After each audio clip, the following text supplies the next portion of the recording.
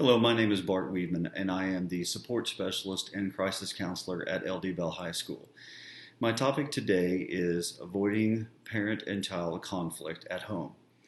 I am going to try to give you some starting points, and hopefully this will help you to deal with situations that become tense or stressful at home, almost in a conflict. I think it's important to remember that we deal with conflicts all the time, different people, different situations at different levels, and conflict is simply a part of life.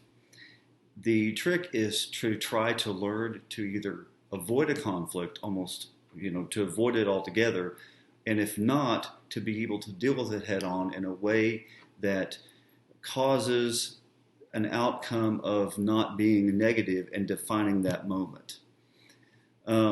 The other part I think is important is that conflict is not bad. Whenever we think of the word conflict, we always think of arguments, yelling, screaming, fighting, whatever. And really what a conflict is a disagreement or a misunderstanding. So what we want to do is try to make a conflict or a disagreement or a misunderstanding an actual learning moment, a moment in which we can try to learn about ourselves and other people. Because if we handle conflicts in that way, we will learn more about ourselves and other people. The first thing I want to discuss is the fact that especially right now when we're all together and we are all at home, it's really important to have tasks and routines. There are certain things we've done before all this happened, and I think to whatever degree we want to do it, the more we can have the same tasks and routines, it will eliminate or reduce the conflict in a house. Now, it doesn't always happen because we have temperamental people in the house all the time, and sometimes we wake up on the wrong side of the bed.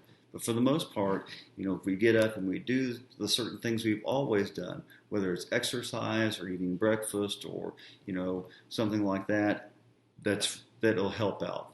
Having certain tasks to complete. When this all happened, my wife saw this as the great opportunity to do spring cleaning forever and ever. And so what I found out is that if I would clean out a certain drawer, closets, or whatever else, I could actually have some time to myself. Which comes to the next thing.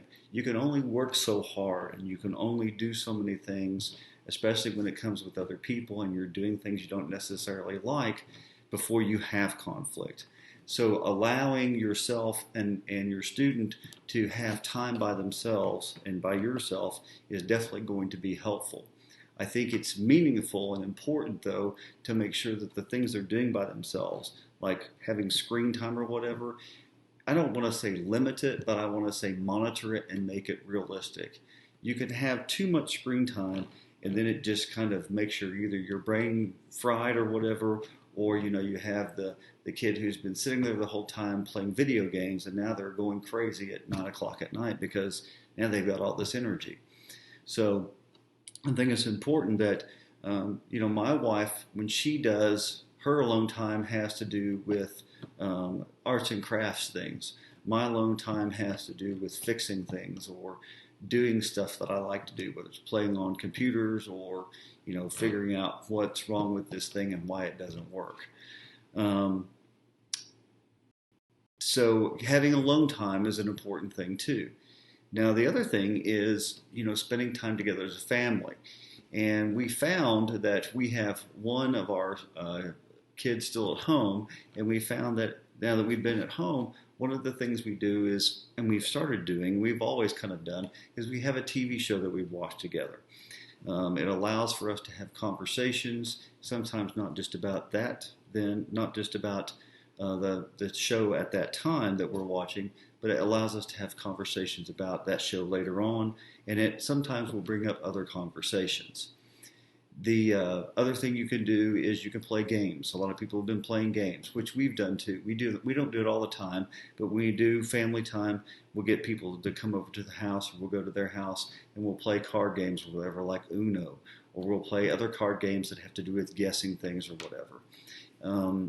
Either way, what will happen is that those are the times we spend together. But it's important to understand that those family times can also create conflict in themselves because people don't want to play a certain game or participate in this. And I'm one of those people that I don't always like to participate in the game they're playing. And so what I'll often do is I'll help keep score, or I'll simply sit there and talk and laugh and have fun. Either way, sharing time with everybody in the family doesn't mean we all have to play the game or do it. It means that as long as we're there in the moment enjoying each other's company and having fun or whatever, that's a good thing because we're learning about each other, and that's really what matters. The last thing that I wanted to talk about was that when conflict does happen and when you can avoid it, and we all know it's going to, it already has, that, like I said at the beginning, you can make it a learning moment. The first thing you want to do when you have a conflict or when you have a misunderstanding with one of the kids in your house, or one of the people in your house, I should say, is that you want to listen. And listen doesn't mean just standing there looking at them being quiet. Listen also does not mean trying to figure out what you're going to say because you keyed in on something they said to you. Listen means sitting there and trying to understand their perspective, trying to understand where they're coming from, and hearing the actual words they're saying without thinking about what you're going to say next. If you're thinking about what you're going to say next, you are not listening, you are thinking.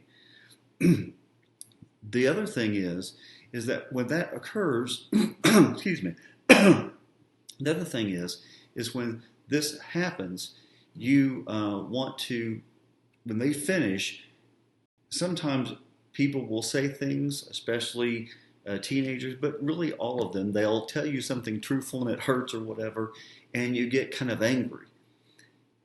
If we can respond rather than react, there's a big difference because oftentimes the reactions are the things that we think of when we think of conflict.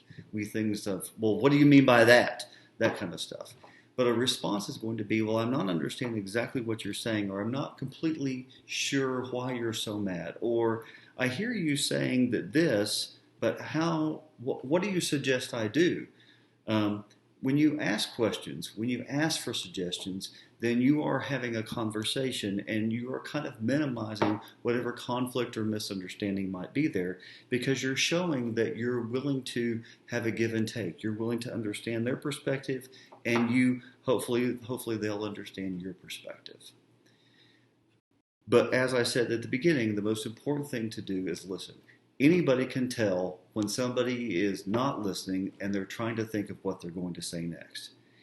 And we've all had that happen. We've all done that to somebody else. And we all understand that it never works out well when we do it or when other people do it to us. I hope this helps you out. I hope this gives you some starting points and kind of reduces some of that conflict in your house. I hope it makes those situations that you have some conflict with more of learning situations rather than bad situations.